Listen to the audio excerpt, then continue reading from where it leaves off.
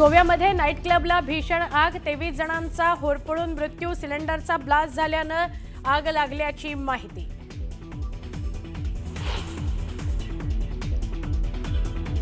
इंडिगोच्या संकटादरम्यान सरकारचा कठोर पवित्रा, शेकडो उड्डाणं रद्द झाल्यानंतर डीजीसीएनं बजावली नोटीस, सीईओवर कारवाईचा उगारणार बडगा।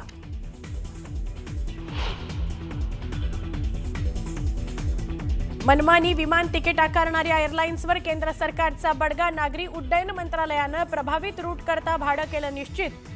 500 किलोमीटर अंतराकरता जास्तीत जास्त भाडं 7,500 रुपये निश्चित।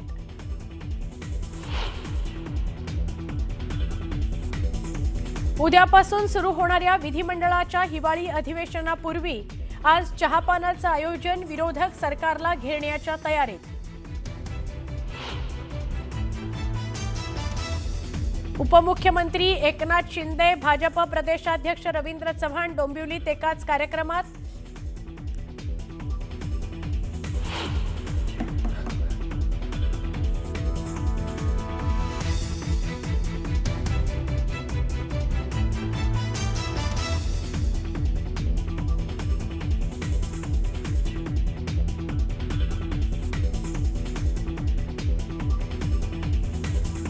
धारावी बचाव आंदोलनाकरता आज जनसभा, आदित्य ठाकरे राहणार सभेला उपस्थित, एकही झोपडी तोडू देणार नसल्याचा इशारा।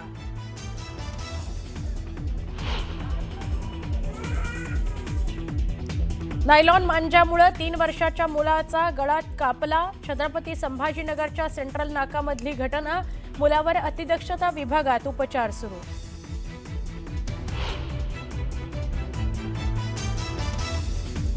धुमाकूळ घालणाऱ्या बिबट्याकरता ऑस्ट्रेलियन तज्ज्ञांची टीम पुण्यात, वनविभागाच्या 40हून अधिक कर्मचाऱ्यांना मार्गदर्शन।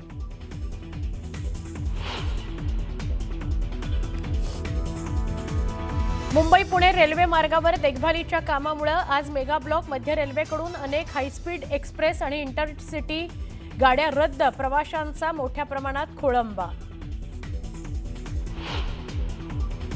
दक्षिण आफ्रिकेच्या प्रिटोरिया शहरात बारमध्ये बसलेल्या लोकांवर भेटोट गोळीबार, 11 जणांचा मृत्यू, फरार आरोपीचा शोध सुरू। आणि ऑस्ट्रेलियाच्या सिडनी जवळच्या जंगलाला भीषण आग, जंगलाजवळची घरं जळून खाक, आगीवर नियंत्रण मिळवण्याचे प्रयत्न सुरू। नागपूर अधिवेशनासाठी निघालेल्या अनेक आमदारांची तिकीट रद्द झाली आहेत। इंडिगो विमान सेवेचा आमदारांना फटका बसलाय। इंडिगो विमान कंपनीच्या अनेक विमान फेऱ्या रद्द झाल्यानं आमदारांची तिकीट रद्द झाली आहेत। गोव्याच्या अर्पोरा परिसरात भीषण दुर्घटना घडली आहे। अर्पोराच्या नाईट क्लबमध्ये सिलेंडरचा स्फोट झाल्यानं भीषण आग लागली। या आगीमध्ये 23 जणांचा मृत्यू झालाय। मृतांमधील सर्वजण नाईट क्लबचे कर्मचारी असल्याची माहिती आहे। अग्निशमन दलाकडून आगीवर नियंत्रण मिळवण्यात यश आलं। उपराजधानी नागपूरमध्ये उद्यापासून विधिमंडळाच्या हिवाळी अधिवेशनाला सुरुवात होते। शेतकरी कर्जमाफी, तपोवनमधील वृक्षतोड, पार्थ पवार यांचे भूखंड प्रकरण, मंत्री संजय शिरसाट यांच्यावरील सिडकोतील जमीन घोटाळ्याचा आरोप, यामुळे हिवाळी अधिवेशन गाजण्याची शक्यता आहे। कोट्यवधींच्या निर्मल मल्टीस्टेट क्रेडिट कोऑपरेटिव्ह सोसायटीमधील कथित निधी गैरव्यवहार प्रकरणी विशेष एसआयटी स्थापन करण्याचा आदेश सुप्रीम कोर्टानं दिलाय। या प्रकरणाचा तपास सीबीआयकडे न देता विशेष एसआयटी स्थापन करण्याचा आदेश सरन्यायाधीश सूर्यकांत आणि न्यायमूर्ती जयमाला बागची यांच्या द्विसदस्यीय खंडपीठानं दिलाय। बार्शीत भर दिवसा कोयत्यानं तोडफोड करून दहशत माजवणाऱ्याला पोलिसांनी ताब्यात घेतलं। बायकोच्या मोबाईलचा रिचार्ज न झाल्यामुळे बार्शीतील बाळेश्वर नाक्याजवळ मोबाईल शॉपीत तोडफोड करण्यात आली। जुनी पेन्शन टीईटी सक्तीचा निर्णय मागे घेण्याच्या मागणीसाठी शिक्षक आझाद मैदानात आंदोलन करणार आहेत। महाराष्ट्र राज्य आदर्श शिक्षक समितीकडून आंदोलनाची हाक देण्यात आली आहे। धारावी घाटकोपर सांडपाणी प्रक्रिया प्रकल्पाच्या जलबोगद्याला पर्यावरण मंत्रालयानं मंजुरी दिली आहे। त्यामुळे आता जलबोगद्याच्या बांधकामाला गती मिळणार आहे।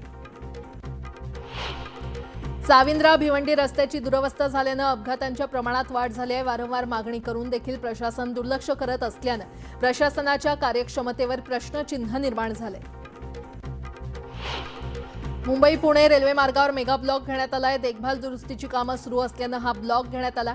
त्यामुळे मध्य रेल्वेनं अनेक हायस्पीड एक्सप्रेस आणि इंटरसिटी गाड्या रद्द केल्या आहेत. धारावी पुनर्विकास प्रकल्पाकडून गणेश नगर मेघवाडी येथील 24 रहिवाशांना घरं रिकामी करण्याची नोटीस बजावण्यात आली आहे. घराच्या बदल्यात घर असं आश्वासन डीआरपीनं दिलेलं असताना पुनर्वसित इमारतीतील घर न देता त्याआधीच घरं खाली करण्याची नोटीस आल्यानं धारावी बचाव आंदोलन करण्यात आलं. दहिसर ते भाईंदर हा 1 तासाचा प्रवास आता फक्त 5 मिनिटात शक्य होणार आहे. दहिसर आणि भाईंदर दरम्यान 2337 कोटींचा दहिसर भाईंदर लिंक रोड तयार केला जाणार आहे आणि त्यामुळे आता दहिसर ते भाईंदर हे अंतर फक्त 5 मिनिटात पार करता येणार आहे. पुण्यात धुमाकूळ घालणाऱ्या बिबट्यासाठी ऑस्ट्रेलियन तज्ज्ञांची टीम पुण्यात पोहोचली. ऑस्ट्रेलियन तज्ज्ञांकडून वनविभागाच्या अधिकाऱ्यांना मार्गदर्शन केलं जाणार आहे.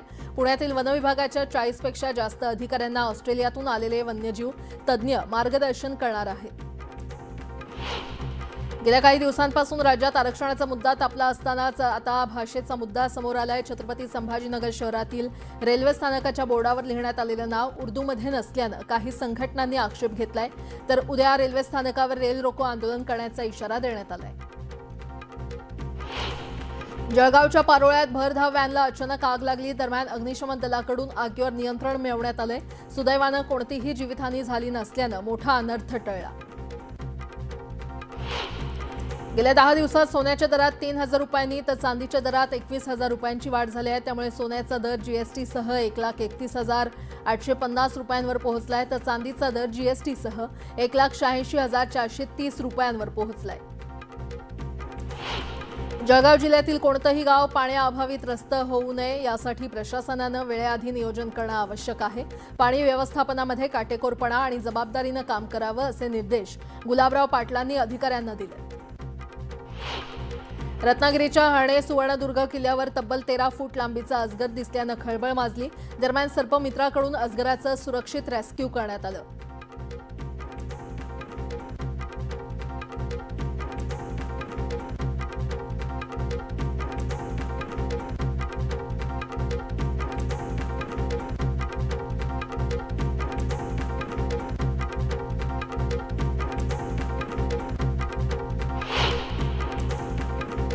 देशभरात इंडिगो विमान सेवा विस्कळीत झाल्यानं प्रवाशांना फटका बसलाय. परिणामी अनेक प्रवाशांनी रेल्वेचा पर्याय निवडला. मात्र ऐनवेळी रेल्वेचं आरक्षित तिकीट मिळत नसल्यानं प्रवाशांची कोंडी झाली. वाढती मागणी लक्षात घेऊन मध्य रेल्वेनं प्रवाशांसाठी विशेष रेल्वे गाड्यांचं नियोजन केलंय. राज्यातील उच्च शिक्षणातील विविध अभ्यासक्रमांच्या प्रवेशासाठी होणाऱ्या सामायिक प्रवेश परीक्षांची नोंदणी शुल्कात वाढ करण्याचा प्रस्ताव राज्य सामायिक प्रवेश परीक्षा कक्षानं तयार केलाय.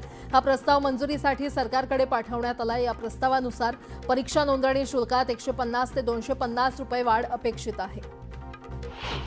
पुण्यात 18 वर्षीय तरुणावर चाकूनं वार करत हत्या करण्यात आली आहे. पुण्याच्या चंदननगर भागात ही घटना घडली आहे. पूर्व वैमनस्यातून ही हत्या करण्यात आल्याचा प्राथमिक अंदाज व्यक्त करण्यात आलाय.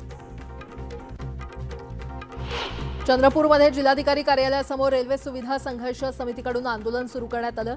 राज्यातील मुंबईनंतर सर्वाधिक रेल्वे महसूल देणाऱ्या चंद्रपूर जिल्ह्याला थेट मुंबई, पुणे आणि कोलकाता यांच्याशी जोडण्याची मागणी आंदोलकांनी केली आहे. बीडच्या नादेल गावात ग्रामरोजगार सेवकाला जातीवाचक शिवीगाळ करून काही गावगुंडांनी मारहाण केल्याची धक्कादायक घटना उघडकीस आली आहे. गावातील गावगुंडांनी ही मारहाण केली. या प्रकरणात तलवाडा पोलीस स्टेशनमध्ये तक्रार दाखल करण्यात आली आहे. जखमी ग्रामरोजगार सेवकावर उपचार सुरू आहेत. तब्बल 3 दिवस रद्द राहिलेल्या इंडिगोच्या सकाळच्या आणि रात्रीच्या वेळेतील मुंबई छत्रपती संभाजीनगर मुंबई विमानांचं शनिवारी उड्डाण झालं. त्यामुळे मुंबई विमान प्रवास करणाऱ्या प्रवाशांना काहीसा दिलासा मिळाला. मात्र मुंबईच्या प्रवासी संख्येत काहीशी घट झाली तर दिल्लीला जाणाऱ्या विमानाला 1.5 तासांचा विलंब झाला. मुंबईतल्या भायखळा इथल्या राणीबागेत येत्या काळात इमू, चिंपांझी, गोरिला, पांढरे सिंह, झेब्रा आणि जिराफ असे परदेशी प्राणी पाहायला मिळणार आहेत. पालिकेकडून या परदेशी प्राण्यांच्या अधिवासासाठी 17 पिंजरे बांधण्याची प्रक्रिया सुरू करण्यात आली आहे. याशिवाय भेट देणाऱ्या पर्यटकांच्या मनोरंजन आणि प्राथमिक सुविधांसाठी देखील पालिका नियोजन करते. एसटी महामंडळानं मुंबईत बोरिवली नाशिक मार्गावर नवीन वातानुकूलित इलेक्ट्रिक बस सेवा सुरू केली आहे. ही बस समृद्धी महामार्गावरून जाईल. बोरिवली ते नाशिक आणि नाशिक ते बोरिवली दरम्यान एकूण 22 फेऱ्या चालवण्यात येणार आहेत. ठाण्यातील घोडबंदर मार्गावरील मीरा भाईंदर महापालिका हद्दीतील 3 ठिकाणी रस्त्याच्या मजबूतीकरण कामासाठी रविवारी पूर्ण दिवस अवजड वाहनांना प्रवेश बंदी केली आहे. मात्र यापूर्वी अशा कामांसाठी जाहीर केलेली अवजड वाहन बंदी फोल ठरली होती. त्यामुळे यावेळी देखील ती फोल ठरल्यास वाहतूक कोंडीची शक्यता आहे. उत्तरेकडून दक्षिणेकडे वाहणाऱ्या शीतलहरींमुळे सोमवारपासूनच मुंबईसह राज्यभरात थंडीचा कडाका वाढणार आहे. मुंबईचं किमान तापमान 13 अंश सेल्सिअस तर राज्यभरातील बहुतांशी शहरांचं किमान तापमान 6 अंश सेल्सिअस नोंदवण्यात येईल अशी शक्यता हवामान अभ्यासकांनी वर्तवली आहे. नाशिकमध्ये होणाऱ्या वृक्षतोडीच्या विरोधात कराडकर निसर्गप्रेमी आणि पर्यावरणप्रेमी एकवटलेत. तपोवन भूमीतील झाडं तोडू नये यासाठी सह्यांची मोहीम राबवण्यात आली आहे. कुंभमेळ्यातील साधुग्रामसाठी तपोवन भूमीमध्ये नाशिक महापालिकेतर्फे सुमारे 1835 झाडांची तोड होणार आहे. या वृक्षतोडीबद्दल कराडकर निसर्गप्रेमी, पर्यावरणप्रेमी आणि वृक्षप्रेमी नागरिकांच्या मार्फत नाशिक महानगरपालिकेचा जाहीर निषेध करण्यात येतोय. लातूर जिल्ह्याच्या औसा तालुक्यातील निळकंठेश्वर सहकारी साखर कारखाना सुरू झालाय. त्यानंतर आमदार अभिमन्यू पवार यांनी नवस पूर्ण केला. किल्लारी पाटी येथील कारखान्यापासून ग्रामदैवत निळकंठेश्वर मंदिरापर्यंत 3 किलोमीटरपर्यंत दंडवत घालत आमदार पवार यांनी आपला नवस फेडला. मुंबई गोवा महामार्गावर सरकार आणि ठेकेदारांच्या विरोधात अंत्ययात्रा काढण्यात आली. मुंबई महामार्गाचं काम रखडल्यानं ठेकेदाराविरोधात जोरदार घोषणाबाजी करण्यात आली. यावेळी माणगावमध्ये जन आक्रोश समितीच्या वतीनं 3D यात्रा काढत निषेध नोंदवण्यात आला. देहू रोडच्या किवळे रावेत परिसरातील वाढत्या नागरीकरणाच्या पार्श्वभूमीवर चंद्रभागा कॉर्नर इथे नवीन पोस्ट ऑफिस सुरू करण्यात आलंय. चिंचवडचे आमदार शंकर जगताप यांच्या हस्ते या डाकघराचं उद्घाटन करण्यात आलं. नागरिकांसाठी आधुनिक डिजिटल सुविधांबरोबरच पोस्टमॅनची उणीव भरून काढणारी ही महत्त्वाची सुविधा ठरणार आहे. बीडच्या आष्टी तालुक्यातील बेलगावमध्ये रेणुका मातेची यात्रा मोठ्या उत्साहात संपन्न झाली. यावेळी लाखो भाविक भक्तांनी रेणुका मातेचं दर्शन घेण्यासाठी गर्दी केली होती. यावेळी बेलगावच्या आखाड्यात महिला मल्लांची कुस्ती पार पडली. नांदेडमध्ये नाफेडच्या वतीनं सोयाबीनची खरेदी केंद्र 5 डिसेंबरपासून सुरू झाली आहेत. या केंद्रावर सोयाबीनला प्रति क्विंटल 5,328 रुपये असा चांगला दर देण्यात येतोय. चांगला दर मिळत असल्यानं शेतकऱ्यांनी समाधान व्यक्त केलंय. बांगलादेशनं कांदा आयातीला परवानगी दिली आहे. आजपासून प्रत्येक दिवशी 30 टनाचे 50 IP कांदा निर्यात केले जाणार आहेत. एका दिवसाला 15,000 क्विंटल कांदा भारतातून बांगलादेशमध्ये निर्यातीला परवानगी देण्यात आली आहे. जळगाव जिल्ह्यातील रावेर तालुक्यातील वाघोड इथे मुंगसाच्या हल्ल्यात साप गंभीर जखमी झाला. या सापाला प्राणीप्रेमींनी जीवनदान दिलं. अखिल भारतीय मराठी साहित्य महामंडळानं साताऱ्यात होणाऱ्या 99व्या अखिल भारतीय साहित्य संमेलनाच्या कार्यक्रमाची कार्यक्रम पत्रिका जाहीर केली आहे. 1 जानेवारी ते 4 जानेवारी 2026 दरम्यान साताऱ्यात साहित्य संमेलन होणार आहे. मृदुला गर्ग यांच्या हस्ते उद्घाटन होणार आहे. राज्याचे मुख्यमंत्री देवेंद्र फडणवीस आणि दोन्ही उपमुख्यमंत्री या साहित्य संमेलनाला उपस्थित राहतील. तर शरद पवार यांना देखील साहित्य संमेलनाला उपस्थित राहण्यासाठी आमंत्रण देण्यात आले.